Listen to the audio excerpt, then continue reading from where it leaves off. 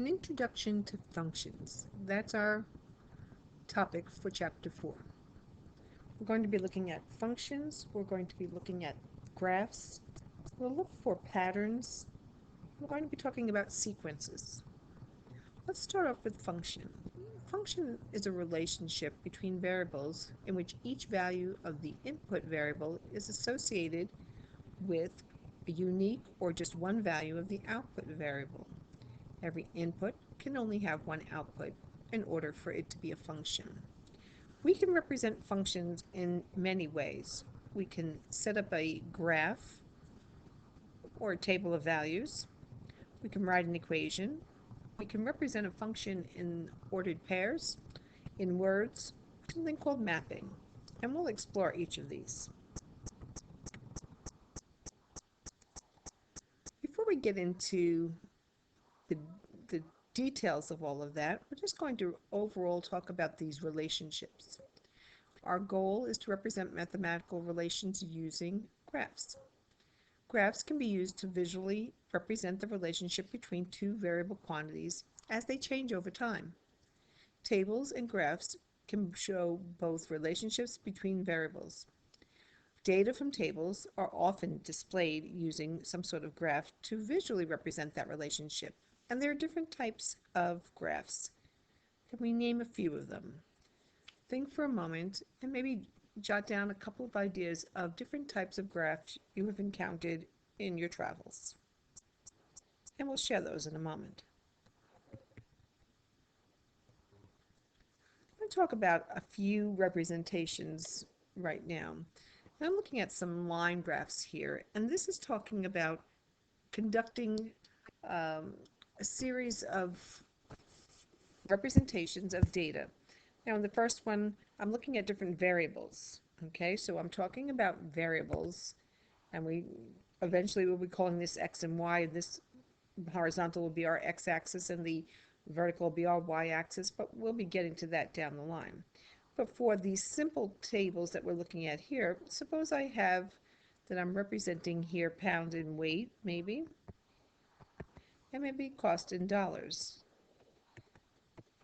So when we think about this, we're talking about change. As the amount of, or the weight of something increases, so does the cost. Okay, cost per pound. So I'm looking at different variables, and one of those variables would be pounds, and the other one in this one would be cost. And we're looking at and experiencing here some sort of change or rise over time, or as we increase the pound. The next one does involve time, and it involves time and temperature. So if I'm looking at the variables in this second table, or graph here, graph, the variables would be time, which is probably, could be in hours, could be in days, depending on what we're measuring. And the other is in temperature, and usually that would be degrees Fahrenheit. In the last one, I'm looking at time and height. This could be a simple growth chart. When a child is born, maybe they are just 21 inches long, and as they grow, they'll have these different spurts of growth, and then it plateaus, and maybe then it declines over time. That could be just growth of a plant even. So now let's move on a little bit to patterns and functions. To identify, our goal is to identify and represent patterns that describe linear functions. We're going to be looking at something called our independent and our dependent variables, our x's and our y's, if you will. You can look for a pattern in data, and you can describe it in words, and we're also going to be describing it using equations. So let's talk about some of the ways that we can represent a relationship. Now, all numbers have a relation here, but there's a specific kind of relation called a function. And again, I'll state things like every input value can have only one output. And if it's inputted, when we think about, well, we'll see the relationships in a moment with equations. But we can have a table of values. So first off, you see y is equal to x plus 4, which is an equation. And then we set up a table of values in order to get some ordered pairs that you see in the next column. What do I do with those ordered pairs? I graph them. And I could also do something called mapping. So a linear function, which this represents, is a function whose graph is a non-vertical line. And I've underlined the word line because it will form a line when drawn on a coordinate plane. So what am I talking about? This independent and dependent variable. These are some terms that we need to get a little familiar with. We're going to be identifying and representing patterns that describe linear functions. And what I'm going to do here is I'm going to use these terms. I'm going to talk about the words x values and y values. Under the x values, I could also refer to them as my input values, my domain, or my independent variables. Under the category of my y values, I'm going to see the output values, the range, or the dependent variable.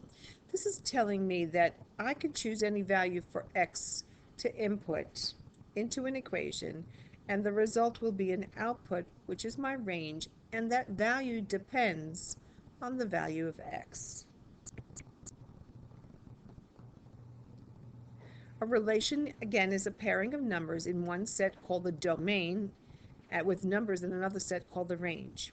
A relation is often represented in a set of ordered pairs, x and y. X again is my domain, and y is my range values. Given the following list of domain and the range, then map the ordered pairs. So we're given this list the domain, which are your x values. So x values are 6, 4, and I notice 6 again, and 5.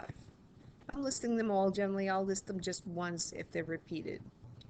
In my range values, I have 5, 3, 4, and 8. So there's my list of input and output. Let me put this into mapping. I'm going to list all of the values here. So I have 4, 5, and 6. I'm only going to list them once. And I have 3, 4, 5, and 8. I'm now going to map them. That tells me what number is connected to. And 4 we saw goes with 3. When I input 5, I see that I output 8. The value 6 is 5 and also 4. Now looking at this, I'm noticing that the input value of 6 is repeated. And when I look at the mapping or the ordered pair, I notice that it has two different outputs. Well, a set of numbers represents a function if every input has exactly one output. So when is a relation not a function? Well, a function maps each domain value to exactly one range value. And if the relation shows that the map of the value has more than one range, then it's not a function, as in this case. So we're going to be looking at more examples of this in our next lesson. This was just a little highlight as to what's happening in our next session.